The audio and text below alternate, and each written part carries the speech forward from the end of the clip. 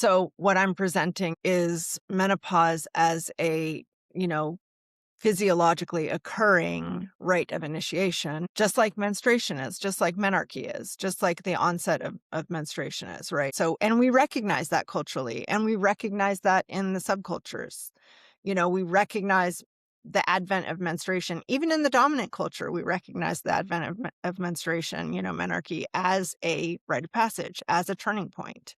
In some ways, really in terrible ways, but in other ways, as a recognition of change, from a more value neutral perspective. Electricast.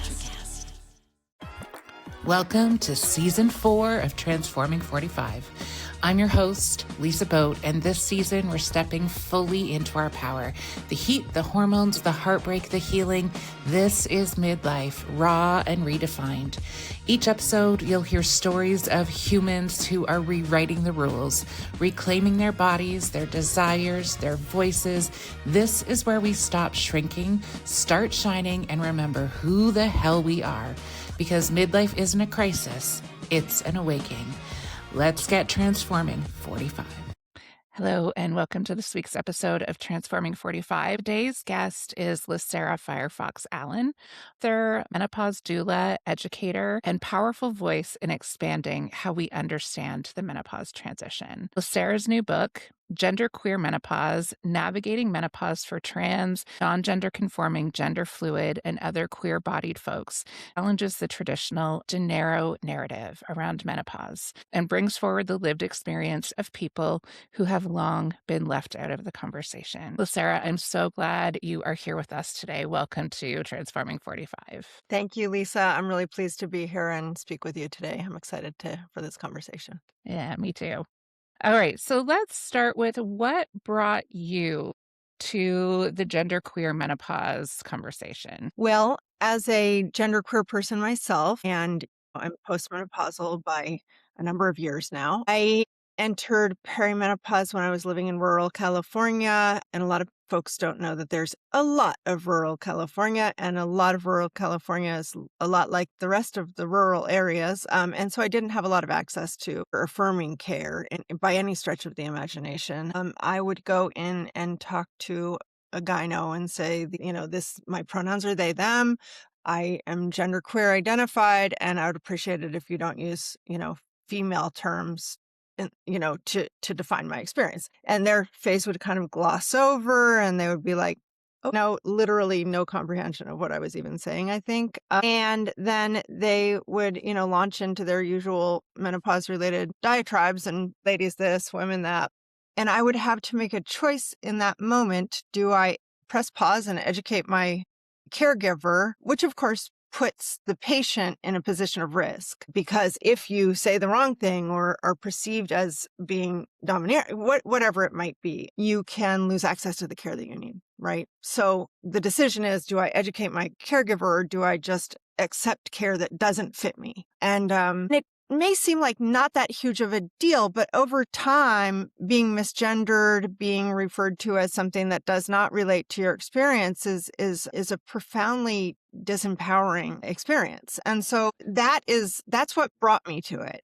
Where I am now is that I coach community members in how to access affirming care for themselves. And in the course of writing Genderqueer Menopause, as I was writing the chapter on advocacy, I found myself getting kind of angry and sad that I had to arm my community against the medical establishment. And so I decided that I wanted to sort of move upstream with my impact. And so my main focus now actually is educating care providers in the menopause space, so that my community members don't need to do this immense lift of constantly educating their providers. Yeah.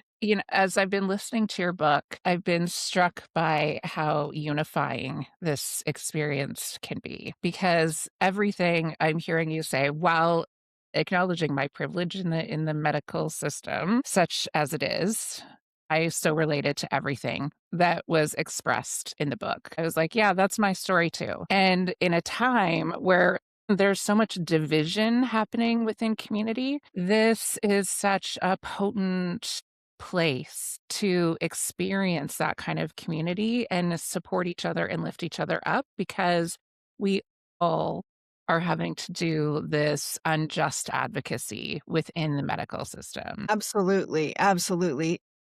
The care that is being offered to people assigned female at birth, just in general, whether they identify as women or as trans men or non-binary, we all know our status is not what it should be, and that it's our concerns are not studied to the extent that they should be. We don't have the research dollars behind us. You can name any domain of medicine and say there's not enough research there to really cover the bases. One of the areas that really irks me too, as a person born into a body with an ovarian system, is that HSDD, hypoactive sexual desire disorder, is treated as a priority concern for AMAB, assigned male at birth populations, but specifically cis men, let's put it directly, cis men, are prioritized in sexual functioning, and our care in that arena has been deprioritized, and not just deprioritized like as a side effect of anything, but actually intentionally deprioritized. I've read a number of books over the years about the research around HSDD in AFAB bodies, and there has been active campaigning against medication development for our population. Yes. Yeah. Well, Cindy Eckhart's movie, The Pink Pill, which I haven't had the opportunity to see yet, but that it was all about this journey, right? Of the suppression of anyone outside of the male, cis male experience, their sexual experience does not matter. Right, right. Right. And that's so funny because I saw a little post this morning about that documentary, which is why it's top of mind, right? And so I'm really excited to see that documentary as well.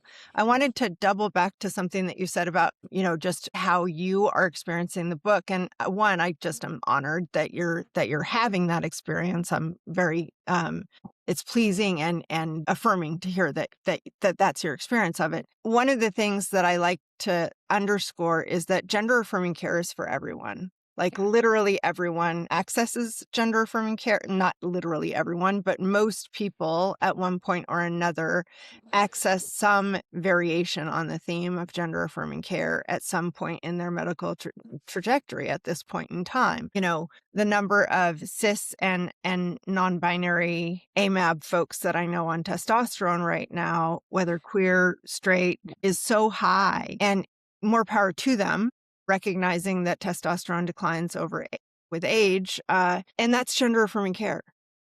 Yeah, that was something that was really interesting to me. It was something I hadn't thought about in that way before as I was listening to the book of course, menopause hormone therapy is gender affirming care. Of course, testosterone therapy is gender affirming care. But it's one, because of the body that I live in, I've never really had to think about it in that way. And going back to that unifying experience, why is it that it's totally fine for those of us who live in a privileged body to have gender affirming care, and it's not for others? It goes Yeah. back to this absolute disconnect in all of how we see and understand gender fluidity and who deserves care and who doesn't. Yes, 100%. And a lot of that also comes down to who scares the patriarchy the most, honestly. And Yes. and women scare the patriarchy, but trans people scare the patriarchy the most. Yes. Why do you think that is? Oh, I've done a lot of reflection on that over the years as a genderqueer person, as Okay. a trans identified person. I have done a lot of contemplation on that. And Judith Butler is the expert in the field. They wrote a book. I mean, they've written seminal books in the space, but they wrote a book recently called Who's Afraid of Gender, which I have not yet read the whole thing. It's very dense. It's not an easy read, but they posit in that book what I had been theorizing over the years as well, which is basically that men are afraid, like masculinity is so fragile. Well, gender in general is fragile. Let's be real about it. Gender is a fragile construct. It's flexible, it's always changing. There aren't any actual real baseline standards. Culture to culture, it's different. Within cultures, it's different. Gender is a construct and it's flexible. That freaks people out in the first place. But when you actively start coming up against the societal assumptions about it, cis men, because masculinity is fragile, get very afraid of, if you are not one, if I'm attracted to you and you're not a woman, what does that make me? Right. Yes. So that's a scary question for cis het identified men. If you're not a woman, what am I? Right. Right, because masculinity is relational to femininity. Yes. Yes. In oppression Yeah, specifically, in right? oppression and also Mm. in meaning, in like cultural meaning. So there's all the conversations about invisible labor and all of those elements of like where patriarchy rests on the work of AFAB folks.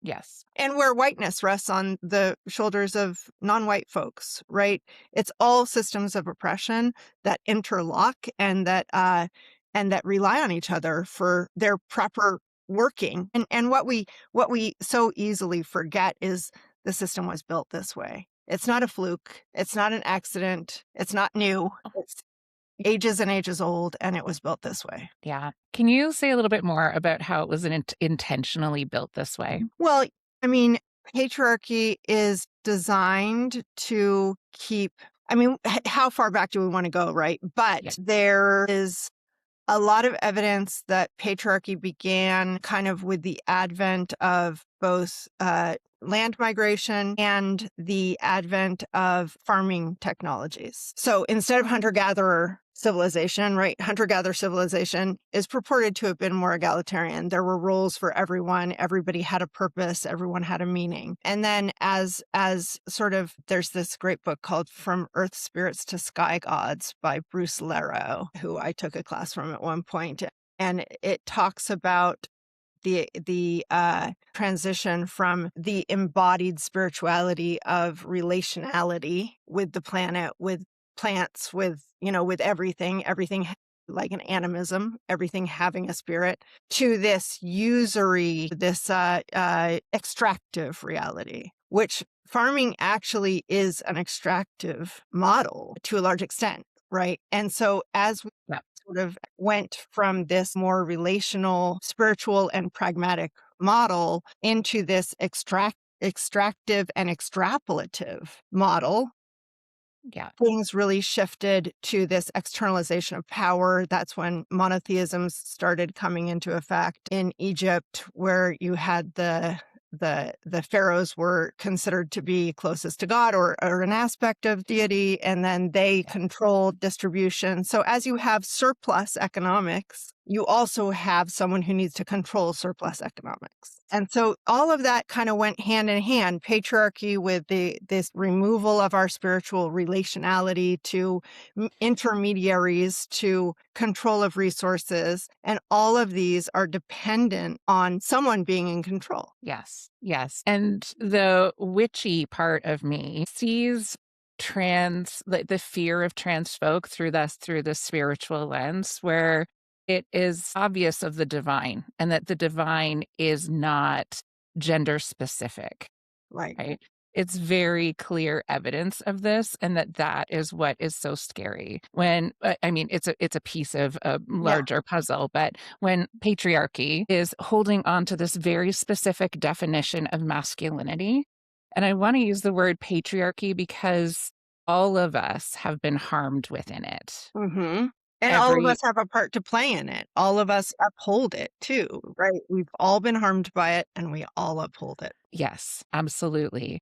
And so when we are confronted by people who don't fit into what our traditional construct of power looks like, and it is obvious that there is another way, it is shaking the foundation in a way that makes everyone who's upholding that exceptionally uncomfortable. Right. And since we're all upholding it, we all get uncomfortable to one extent or another. It's just a question of who has the most investment, I think, that who gets the most freaked out, and Yeah. these are the there's another aspect that I'll just tie in to the advent of patriarchy and control, and that is monogamy. Monogamy is basically based on a chattel system, which is an ownership system, and it and patriarchy is very invested in unidirectional monogamy, masculine, female Yes. monogamy to the masculine. And that is because in a matrilineal system, we always know who the mother is. We always know who the child was born from physically, or the parent, the birthing parent. So the birthing parent is that's like incontrovertible. But the evidence of who the inseminating parent was is variable, right? How do we prove that? How do we know it for sure? And so, I really believe that monogamy is very tied in. And I'm not saying monogamy is bad. I'm just saying monogamy is part of the chattel system. And it's hard to say it's not bad when you say it's part of the chattel system. But I'm not saying that monogamy is the worst choice for people. I'm just saying that it fits into the interlocking systems of oppression and power, and that it has a part to play in upholding the supremacy and primacy of the masculine. This is the shaking of the foundation, right? Right. Because when you start pulling a thread, it leads to the unraveling of all of these ideas It and sure does. opening up choice to people. So what I hear you saying about monogamy is it's not depending on how you have structured that relationship in your world. It is not necessarily a bad thing. And it's the difference between individual personal thinking and systemic thinking. And this is where people really get hung up is on is my experience. It's hard for people to look at the systemic experience and extract their own from it. Like, I have a wonderful partner who I love very much. We've got 25th wedding anniversary this year, which is Amazing. Congrats. nuts. That is my experience. It doesn't mean that I can't look at the structure of monogamy and go, "Oh yeah, there's issues here. There are problems." Yeah, yeah, right. And, I mean, honestly, like, even if you take it to contemporary, like statistical evidence and data, we're talking about kind of AFAB folks getting the short end of the stick earlier in medical research and et cetera. Assigned female at birth people also get the short end of the stick in the marriage arrangement, whether financially or like literally lifespan. So when AFAB folks are unmarried, they have statistically a longer life. And when AMAB folks are unmarried, they have statistically a shorter life. And when an assigned female at birth person is married to an assigned male at birth person, and this study obviously is these studies Mhm. cis women and cis men. And I'm sure there are variations in queer relationships, but I don't know what they are. So we'll just say when a cis woman is married to a cis man, her life expectancy is statistically shorter than if she were not married to that cis man. I was talking to I have a 29-year-old daughter, and we were talking about marriage and relationships. She's single and trying to work, like trying to figure it all out, and we were talking about it, and she was like, "Mom," and I said, "What?" She said, "They're literally drinking our essence." It's Uh-huh. like, yeah, kind of freaky. So, I mean, it's just like, even though we can think like patriarchy is a thing outside, it actually is something that is inside, that it's inside the house, and, Yes. and it's literally impacting our life span expectancy. So again, I'm not saying don't be monogamous, don't get married. I'm married. I'm, married to a delightful partner, and we've been together for almost 20 years. We're in our 19th year. And I believe that there are a lot of benefits to partnered life, especially because there are a lot of social benefits to it, within the relationship, but also externally. That doesn't erase the fact that it is probably going to, impact Yes. lifespan expectancy. Yes. Yeah, so, trade-offs are trade-offs. It's fine. Right. I We have mean, choice, we make decisions. exactly. Yeah. I mean, it's just like you were saying, choice, having our eyes open and being this is this, like, we don't make choices based on data, but we can make choices informed by data. Yes. And it's also one of the things I really love about your book is that so at the core of everything we've been talking about are power structures, but also identity, Yes. right?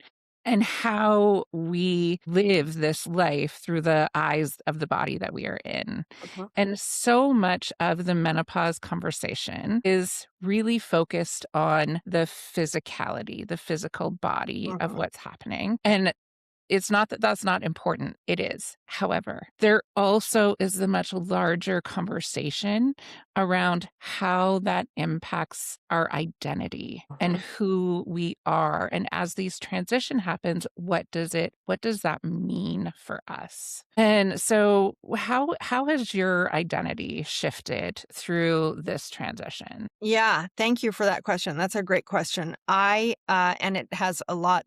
I mean, as you've read much of the book at this point, you know it has relevance to my experience. I have always been gender weird, gender queer, gender nonconforming. I was a very sort of gender balanced kid. I really liked dressing in both like boy drag and girl drag, even as a little tiny child, when I was like little, I used to really enjoy wearing like a newsboy cap and a button down and a necktie. My parents were hippies, so I don't know where I got that aesthetic, but it was a thing for me. But I also really enjoyed wearing tea dresses and I had fun in that area. Like that was an area that really felt flexible and beautiful for me. And I definitely lived into a more masculine role in my family. I lived into a more masculine role in how I impacted the world around me. And in my early teens, early 20s, I like literally passed as a male person and was very male identified and like literally mostly dated gay men. I was identified pretty clearly. And this was in the 90s. So we didn't have the language that we have now or the constructs that we have now, but it was still just the Bay Area and it was still just as weird as it is now. So, if not more so. So, those sort of expectations and boxes and boundaries weren't a thing. I was able to move within them. I traveled by myself a lot. I did a lot of things that a lot of AFAB folks don't feel able to do because of perception and all the other stuff and there are more AFAB folks traveling by themselves now than there were in the 90s. Mhm. And thankfully, so I've always been outside, and then, I've spent time in my life where I was very femme identified. Yeah. So I've been all over the map, but I've always had a sense of balanced gender internally. I've always had a very like acute sense of my own masculinity. However, I started identifying as non-binary, and using they, them pronouns about not quite a decade ago. As the language updates, we update if we're willing to keep flexible. Mhm. And so I did. So I continued updating and switched my pronoun use. I used they pronouns for a while, and then I started using they, them pronouns exclusively.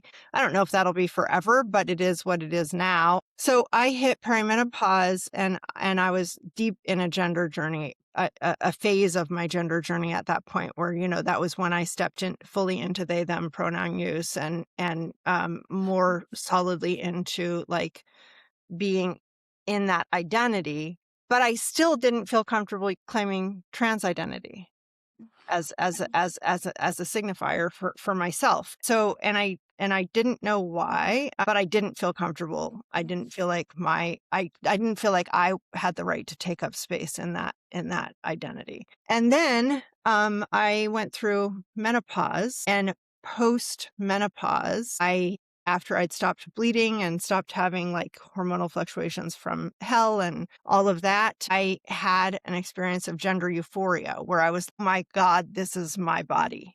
It was profound. It was like, angels singing, clouds bursting open, sunshine streaming down. And I was pretty blown away. And then I realized sort of in reverse that that that actually meant that I'd been experiencing dysphoria Right. previously. I had not claimed dysphoria. Now, I want to say something about dysphoria, which is in no way do I believe that dysphoria is the defining factor of the trans experience. As a matter of fact, I think it's terrible that it is the medical, in many cases, the medical basis of diagnosing gender dysphoria. Gender dysphoria is like the thing that gets you access to care, right? For Right. most people. I think that's terrible. I think it needs to go. I think there are other ways to do it that are more affirming and more creative. And I don't think that we need to have a sense of physical or psychological dysphoria in order to be trans. I solidly and strongly believe that. However, somewhere in my psyche, I didn't feel confident. I felt like an imposter until I realized that I was experiencing dysphoria. And the fact that I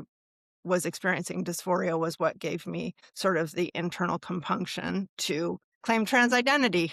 Yeah. Which, which Can I jump in here with something yeah, that is a question, wondering is it's the requiring dysphoria is the medicalization, yes. right? It's trying to take something that is so outside of the constructs that we have Hmm. for how we diagnose. It's this, and again, the unifying element of this, it's the same, not the same, but with menopause, you have to identify the dysfunction, Right, right? When right, people are asking questions like, well, how do I know if I'm in menopause, if I'm perimenopausal, menopausal? They're encouraged to notice the dysfunction right, instead of the larger aspects of identity and who I right. am in this body. Right. And the way that menopause is treated is by symptom. So what's your symptom? Let's treat that symptom. At this point in time, that's how, and more power to us for getting the symptoms treated. But menopause is a whole life experience. There's a Right. lot of stuff that's going under the radar. And also like diagnoses on diagnoses on diagnoses when you're actually treating the whole picture. A lot of us, myself included, are being diagnosed late in life for like ADHD, learning disabilities, Yeah. psychological diagnoses. The anxiety component of menopause is very distinct and different than other kinds of anxiety, right? I had a very physical anxiety related to menopause. It's what caused me to go back to school and get my master's degree. My body was screaming, "You're going to die a homeless old person. Get your shit together." It was freaking out. And I was like, and before that, even though I didn't want any more kids, I have two, that's plenty. I didn't want more kids, but I had the end of that perimenopausal experience of my body saying, have a baby now, have a baby right now. Right. Like, I could feel these physiological messages coming from my physiology into my brain and being perceived as messages. And folks don't have any idea really that can be part of the menopause or perimenopausal experience. Yeah. So again, it's going to be diagnoses on diagnoses on diagnoses if we're treating the whole picture. Yes. To tie it back to trans identity, like there are doctors and care providers and prescribers and et cetera who are looking for more creative ways to define trans medical need. And one of the most, and I won't mention names, but one of the most creative ways that I've seen it handled is to diagnose endocrine disorder NOS, which is not otherwise specified, which is safer on a lot of fronts and also doesn't carry the negative load of being gender dysphoric. And so there are ways to be creative about it. And I hope that the medical professionals, can catch up with the actuality of the experience of transness. And I hope, again, in our community too, that we become less reliant on the diagnoses or diagnostic criteria of dysphoria as a defining factor of our experience. Yeah. And this is one of those places where language hasn't caught up because we need a word other than diagnoses, Yes, right? Because diagnoses has very specific connotations. it does. And we're not diagnosing dysfunction. We really need to get Right. we need a set of language that allows us to talk about this in a way of transition, transformation, fluidity that doesn't require us to fit within a structure, a A disease medical, model. well, Right. yes, a Disease disease model. model. that was never meant for us in the first Right. place. Right. Right. Absolutely. Yeah. I thought it was really powerful when you taught when in the book when you talked about the cessation of a period being affirming Hmm. the gender experience. And that is one of the places where I was like, oh, because my experience here is completely the opposite. And being able to see through these different lenses is so important to have a really full understanding, and also helps us all work through this transition in a more fulsome way. Yeah. Because for me, the ending of my period is because I have always identified as female in my female body. And so the ending of a period, I was thinking about it this morning and I was like, all of those TV shows and commercials and all the things when you first menstruate, it's like, "Oh, now you're a woman now." Right. Right? Like, Which that also was freaks me out, I have to say. Like, saying yeah, that a 13-year-old or a 9-year-old is a woman just because they're bleeding is real problematic. 100%. I was 11 years old, Right.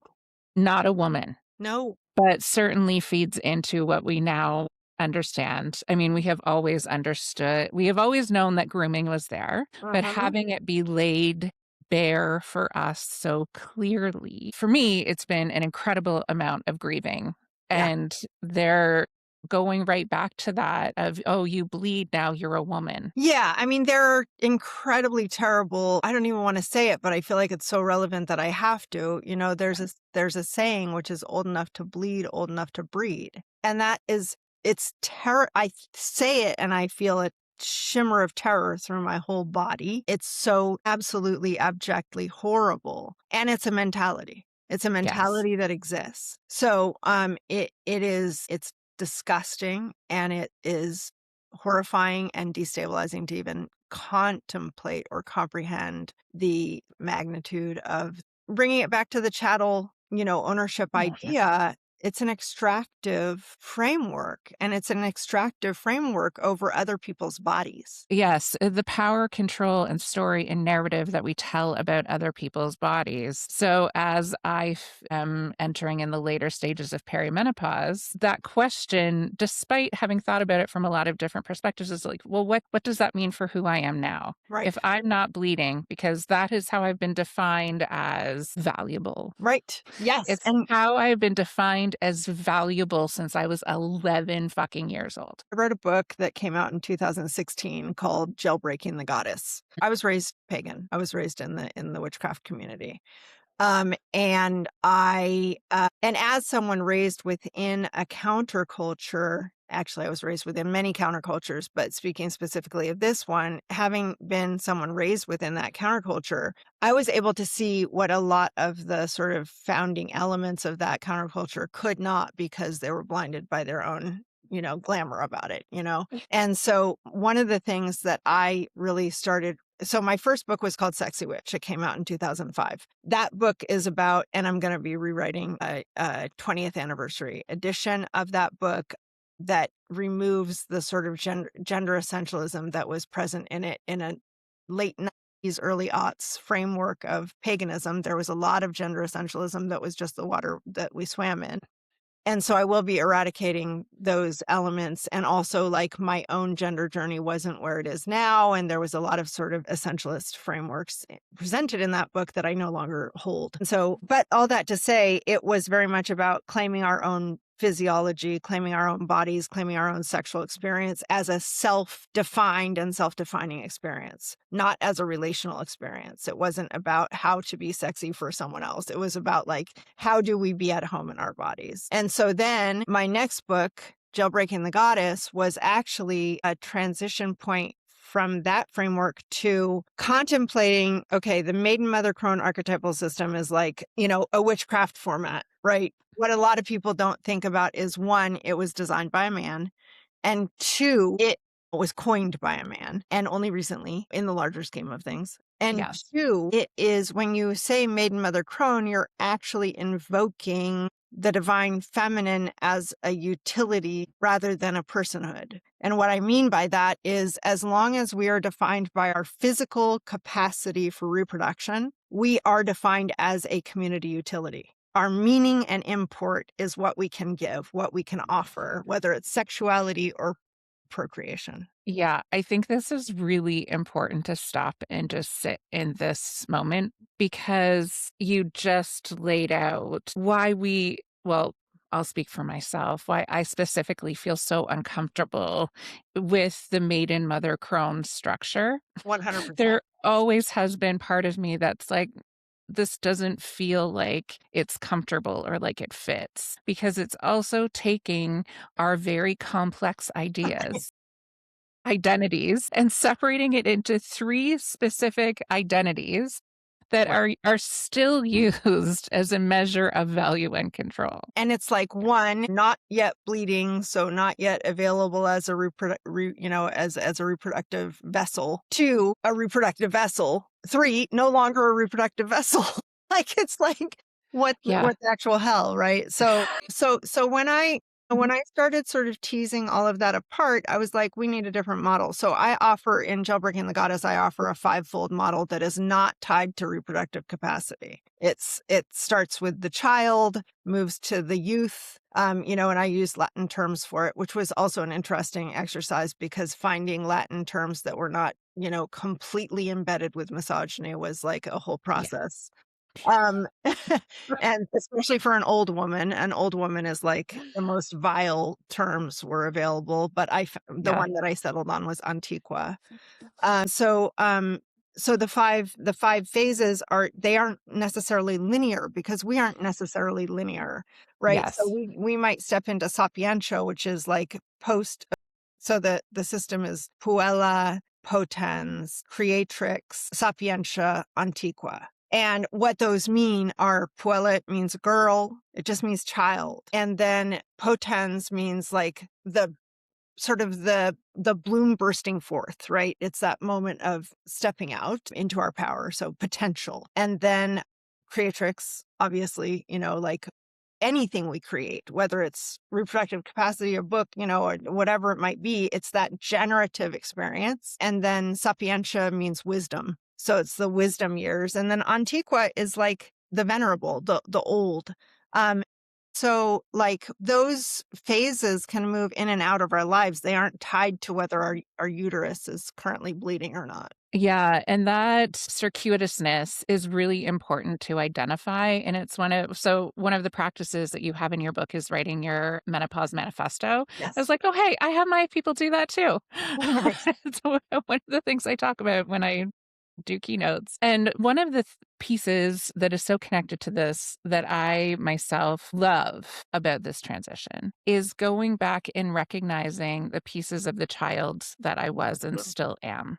And I've been doing a lot of visualization lately of like bringing up my child self and looking at her and letting her know how cared for she is. Mhm. And the teen version of myself who I didn't love enough at Mhm. the time and bringing her forward. And it can be this really beautiful process of what are the elements of all of these stages that I have been and how can I bring them into this person that I am becoming now. And the wisdom element also is so important to be fluid because there's so much wisdom in children as Mhm. well. Mhm. And so when we say that it's only at the end Right. we miss all the wisdom that those tiny souls bring with them Yeah. into the world.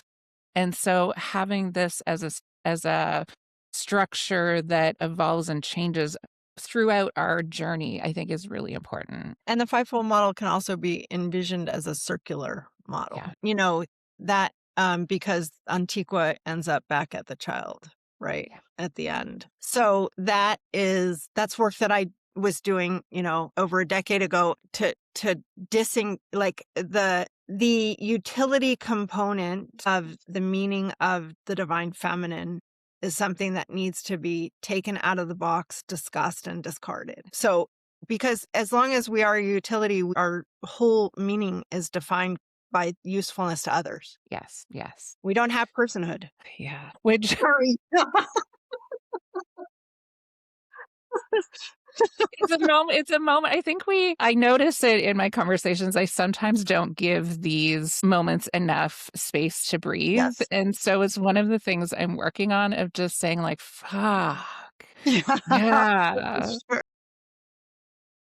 This can be really hard. And it also can be the key to liberation and transformation. Absolutely. So, how does, if we can position menopause in this way so that it is not just a women's issue, it is not just a woman's story, it is a potential for liberation. How does that change the way we experience it, approach it, and understand it on a broader spectrum? So the book that I'm writing right now is with Llewellyn again, and it's called Magical Menopause. So what I'm presenting in that book is menopause as a, you know, physiologically occurring rite of initiation, just like the onset of menstruation is, right? So, and we recognize that culturally, and we recognize that in the subcultures. We recognize the advent of menstruation. Even in the dominant culture, we recognize the advent of menstruation, menarche, as a rite of passage, as a turning point, in some ways, really in terrible ways, but in other ways, as a recognition of change, from a more value neutral perspective. And in the countercultures, right, in goddess counterculture, a goddess spirituality counterculture, there's a lot of intentional work around recognizing menarche as a rite of passage and marking it in some way. And again, even in the dominant culture, some people do like a special dinner or going out for ice cream or getting a new book or whatever, what it's some mark of transition, and we do not have the same for menopause. Mhm. We don't have it in the dominant culture at all. And what we have in the subculture is we have like maybe a croning ritual, which one is not synonymous. And two, the word crone is terrible because I found out the roots of it. I mean, the root is, from what I understand, the root, and I may be wrong on this. So, if anybody has a different interpretation, let me know. But the root that I found was carn, which means meat.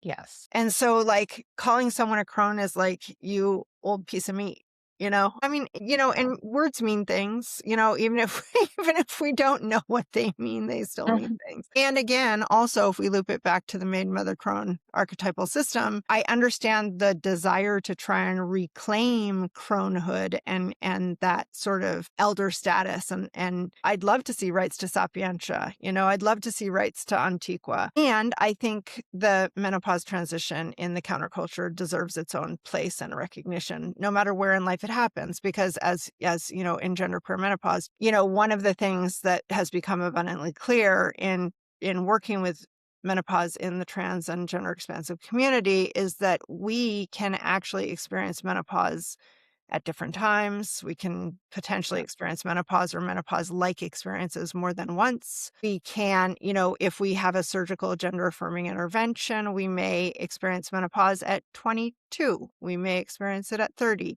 And all of those, that deserves its own recognition, right? And so not Yes. tying it to cronehood or elder status or whatever it might be, but having it stand on its own as physiologically occurring rite of passage that happens in different bodies at different times and in different ways. Yes. And in recognizing how it is this really powerful intersection of the physical and the spiritual and the soul.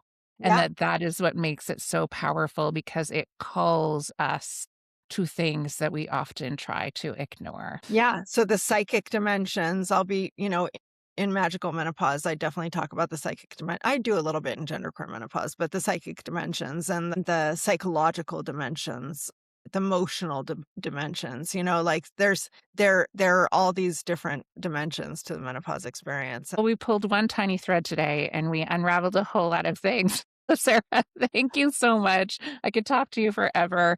I so appreciate your wisdom.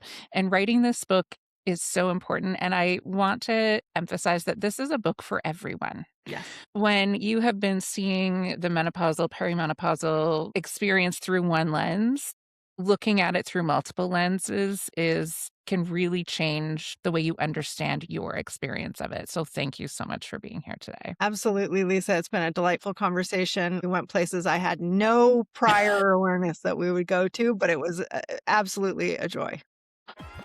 Thank you for hanging out with me on Transforming 45. If you laughed, nodded, or had an oh wow moment, hit follow and share it with your favorite midlife human. Find me on Instagram at lboat and keep those transformations coming. Electric acid.